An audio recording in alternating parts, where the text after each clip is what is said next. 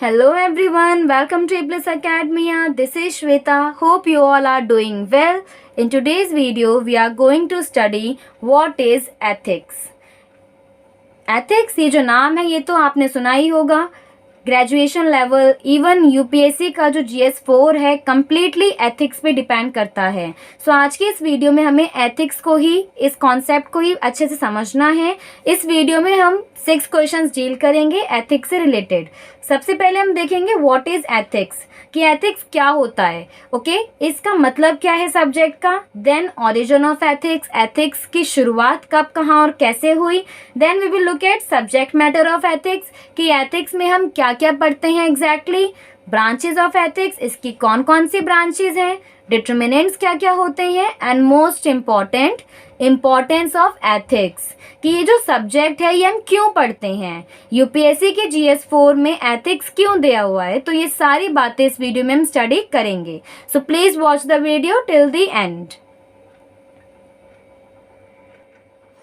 So our very first question is, what is ethics? Let's have a look at the definition. It is defined as the systematic study of human actions from the point of view of right or wrong. Okay? Means एक ऐसा subject जिसमें हम systematic तरीके से study करते हैं human actions की. Okay? We all are humans and we take so many actions every day. So इसी सब्जेक्ट में हम देखते हैं कि हमारे कौन से एक्शंस राइट हैं, कौन से एक्शंस रॉन्ग होते हैं, और हमें कैसे बिहेव करना चाहिए एज अ इंडिविजुअल. ओके, तो इसी को बोलते हैं एथिक्स. ठीक है, आप इस वर्ड से भी आइडिया लगा सकते हो. एथिक्स वर्ड जो है ग्रीक लैंग्वेज के इथोस वर्ड से निकला है, जिसका मतलब होता है हैबिट और कैरेक्टर.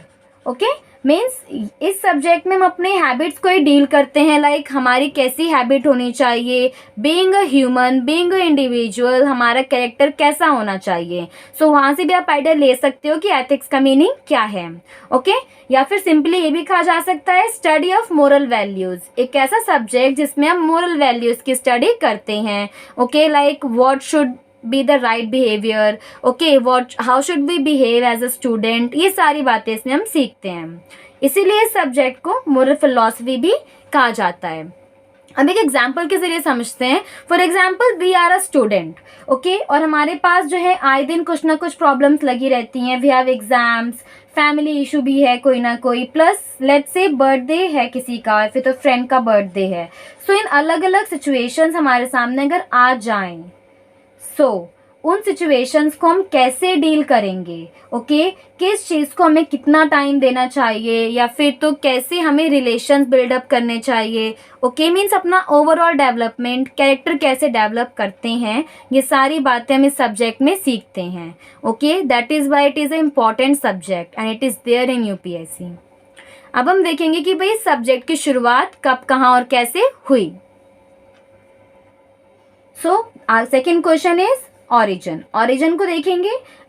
सो ऐसा माना जाता है कि एथिक्स जो सब्जेक्ट है इसकी कोई भी एग्जैक्ट बुक नहीं है जो आज से 300-400 साल पहले बनी एंड वहाँ से सब्जेक्ट की शुरुआत हुई, ऐसा कुछ भी नहीं है. माना जाता है कि इंट्रोडक्शन टू मोरल कोड्स, कि जिस टाइम से बुक्स वगैरह में हमें मोरल कोड्स वगैरह मिलने लगे तभी से एथिक्स की शुरुआत हुई.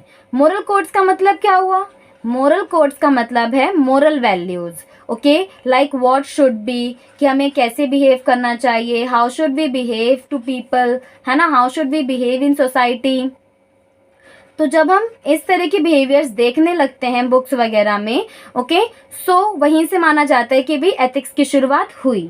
ओके, देन देखते हैं लिटरेचर ऑफ एंशिएंट सिविलाइजेशन. अब आज से हजारों साल पुराने जो सिविलाइजेशंस रहीं उनकी बुक्स वगैरह में भी एथिक्स की झलक दिखती है हमें.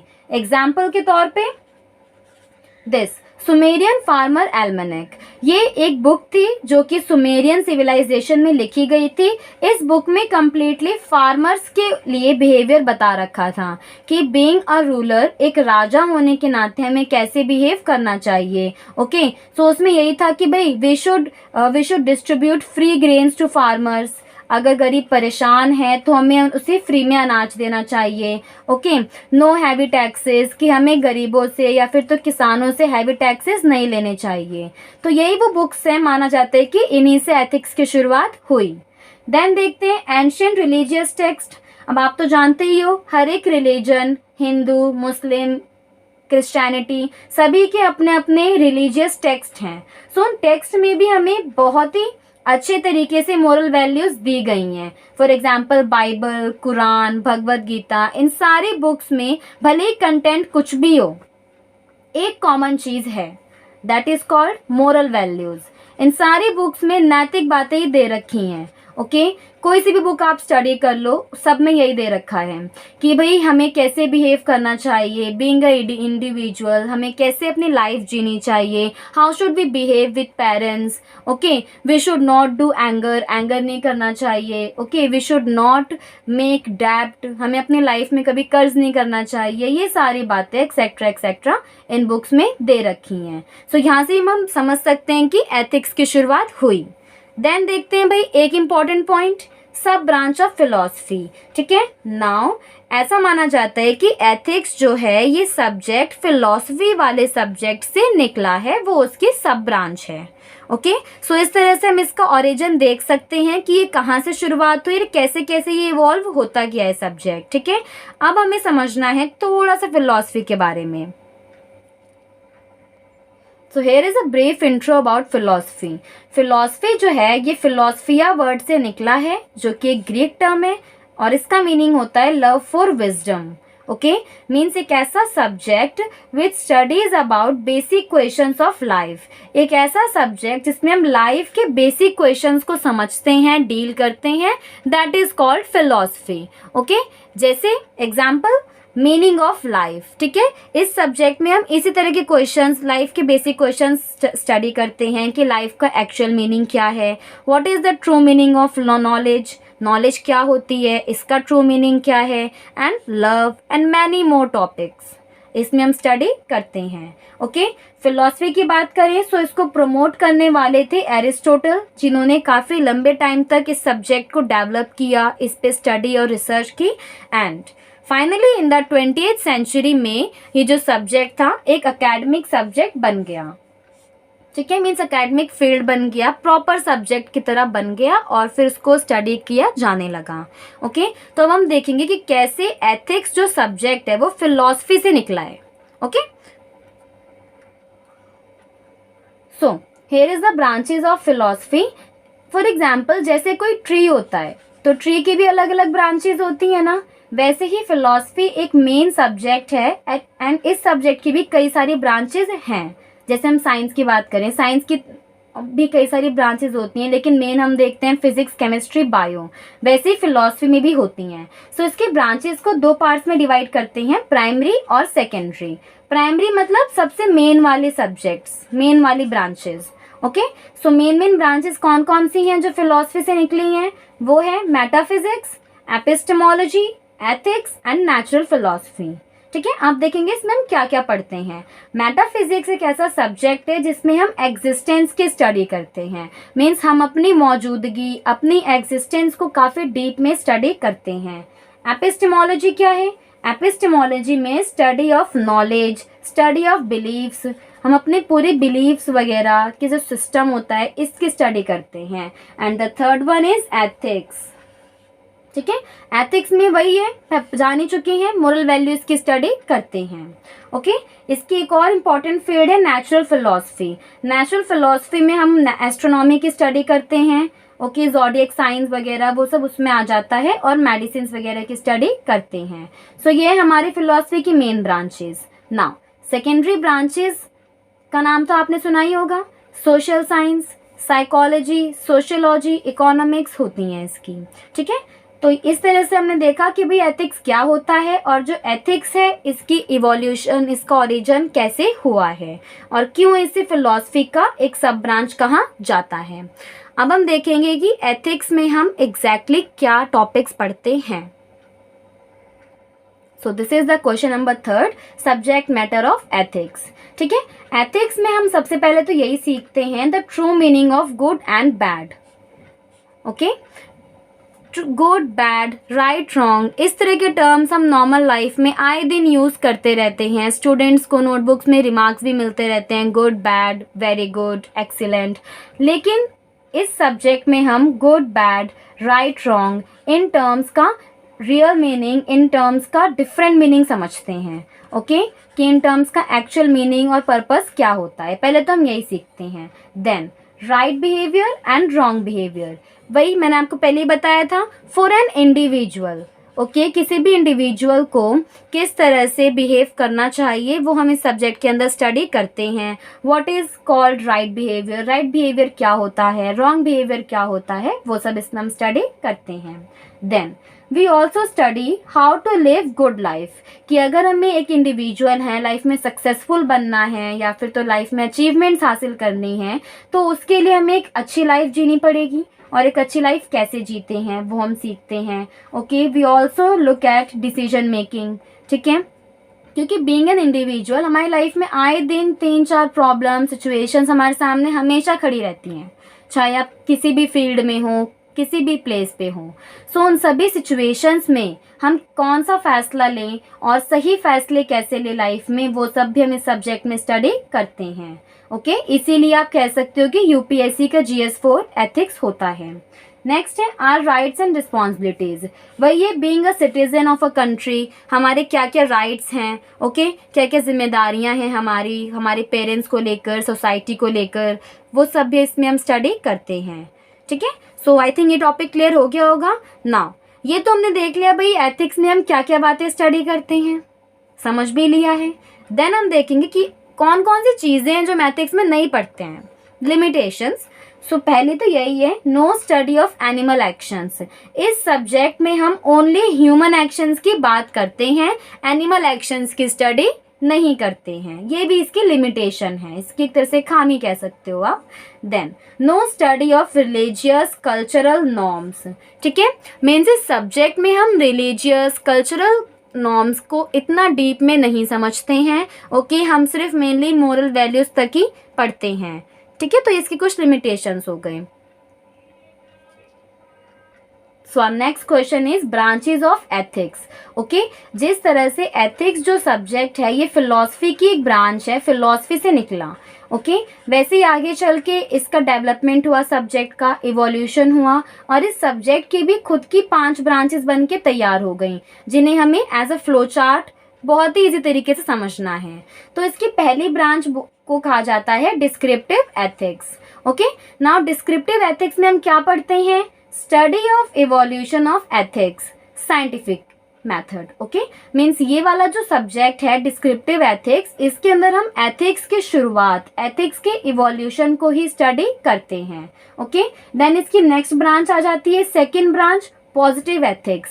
पॉजिटिव एथिक्स में क्या पढ़ते हैं, study of real phenomena. Okay means अपनी रियल लाइफ में जो भी हमारे डे टू डे इवेंट्स होते हैं उन्हीं इवेंट्स को समझते हैं, उन्हीं की स्टडी करते हैं. फॉर एग्जाम्पल कई बार हमारी फाइटिंग हो जाती है. ओके और कई बार जो है हमारी पेरेंट्स वगैरह से लड़ाई हो जाती है, हमारी बॉन्डिंग मैच नहीं होती है. सो वो सब क्यों होता है, ओके और कैसे उसे हम चेंज कर सकते हैं, वो सब हम पॉजिटिव एथिक्स में पढ़ते हैं. थर्ड ब्रांच है नॉर्मेटिव एथिक्स. नॉर्मेटिव में हम क्या स्टडी करते हैं, स्टडी ऑफ रूल्स टू जज things as good and bad.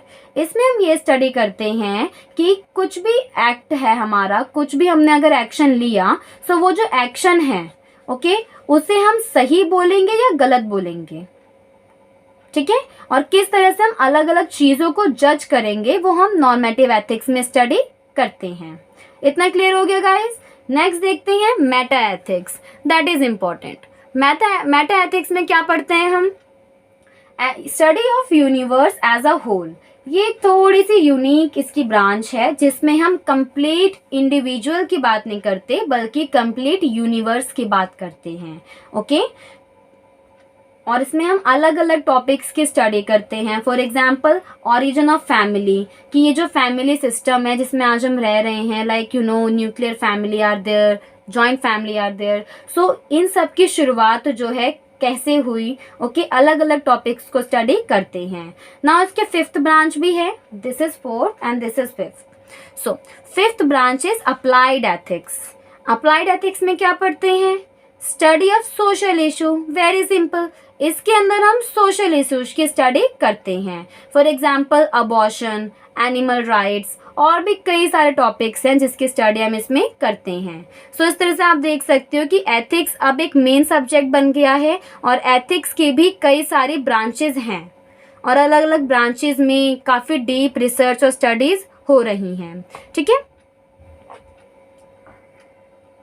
So our fifth question is determinants of ethical behaviour. Okay, अब हम ये देखेंगे लाइक बीइंग एन इंडिविजुअल ऐसे कौन कौन से फैक्टर्स होते हैं जो हमारे बिहेवियर को, ठीक है, हमारी बिहेवियर को, हमारी व्यवहार को इफेक्ट करते हैं। ओके, तो पहला है इंडिविजुअल ट्रेट। पहला फैक्टर क्या है कि कई बार क्या होता है, कई लोगों के ट्रेट ही अलग होते हैं, उनकी खुद की हैबिट्स, आदतें ही अलग होती हैं, जिसकी वजह से उनका बिहेवियर भी डिफरेंट होता है। कैसे? Let's say for an example, आपने देखा ही होगा there are so many people जिनमें से कुछ बहुत ही फ्रैंक होते हैं, है ना, एंड कुछ बहुत ही सीरियस रहते हैं। ओके, तो जो फ्रैंक पर्सन होगा वो चीज़ कहीं ना कहीं उसके बिहेवियर में भी रिफ्लेक्ट होगी। ठीक है, अगर उसका नेचर ही, उसका ट्रेड ही फ्रैंकनेस है तो वो सभी से आगे चल के फ्रैंक बात करेगा, कहीं ना कहीं पोलाइटनेस भी होगी उसके अंदर। ओके, लेकिन जो पर्सन सीरियस है, स्टार्टिंग से ही बहुत ही सीरियस, बहुत ही इंट्रोवर्ट है, तो उसका बिहेवियर भी वैसा ही होगा, है ना। सो हम कह सकते हैं कि इंडिविजुअल के ट्रेड्स, हमारे हैबिट्स भी कहीं ना कहीं हमारे बिहेवियर को इम्पैक्ट करती हैं। नेक्स्ट देखें, एनवायरनमेंट ऑफ फैमिली। ठीक है, अब वही है कि कई बार हमारी फैमिली का एनवायरनमेंट भी हमारे बिहेवियर पे इम्पैक्ट डालता है। For example there are two individuals, दोनों इंडिविजुअल्स के एग्जाम्पल लेके चलते हैं। एक की जो फैमिली है वो बहुत ही लिबरल है। लिबरल मतलब दे आर वेरी फ्रैंक, वो बच्चों को कहीं बाहर जाने से नहीं रोकते हैं, बच्चों को हमेशा डांटते नहीं रहते हैं, उनसे बहुत ही फ्रैंक हैं, बहुत ही कंफर्टेबल जोन रखा हुआ है। और एक दूसरा है इंडिविजुअल जिसकी फैमिली बहुत ही स्ट्रिक्ट है। ओके, उसके फैमिली में आए दिन लड़ाई झगड़े होते रहते हैं, पेरेंट्स बच्चे पे बहुत ही मतलब पिटाई वगैरह करते हैं, उसे कहीं आने जाने भी नहीं देते। तो आप मुझे बताओ, दोनों के बिहेवियर में डिफरेंस आएगा? ये जो हमारा पहला इंडिविजुअल है इसकी लाइफ डिफरेंट होगी, इसका बिहेवियर अलग होगा, ये भी आगे चल के फ्रैंक ही बनेगा। लेकिन जो दूसरा वाला इंडिविजुअल है जो हमेशा ही घर में रह रहा है, पेरेंट्स उसको पीटते भी रहते हैं, सो कहीं ना कहीं आगे चल के वो भी अपनी लाइफ में इंट्रोवर्ट बनेगा, अनकॉन्फिडेंट बनेगा। तो हम कह सकते हैं भाई फैमिली का इन्वायरमेंट जो है ये भी हमारे एथिकल बिहेवियर को बहुत ही प्रभावित करता है। ठीक है। नाउ थर्ड पॉइंट है कल्चर ऑफ स्टेट, कि हम जिस भी एरिया में, जिस भी स्टेट में, जिस भी कल्चर में रहते हैं वो कल्चर भी कहीं ना कहीं हमें इम्पैक्ट करता है। सो ये 3 फैक्टर्स हैं जो हमारे बिहेवियर पे प्रभाव डालती हैं। ये क्लियर हो गया? हम देखते हैं अपना next and last question, that is importance of ethics, कि एथिक्स जो है ये क्या है, इसकी शुरुआत कैसे हुई, कैसे इवॉल्व हुआ। ओके, वो सब हमने देख लिया, कौन कौन से फैक्टर्स है जो इसे अफेक्ट करते हैं। देन हमें ये देखना है कि ये जो है इसे हम क्यों स्टडी करते हैं, एंड स्पेसिफिकली यूपीएससी में एथिक्स जो है ये सब्जेक्ट क्यों दे रखा है।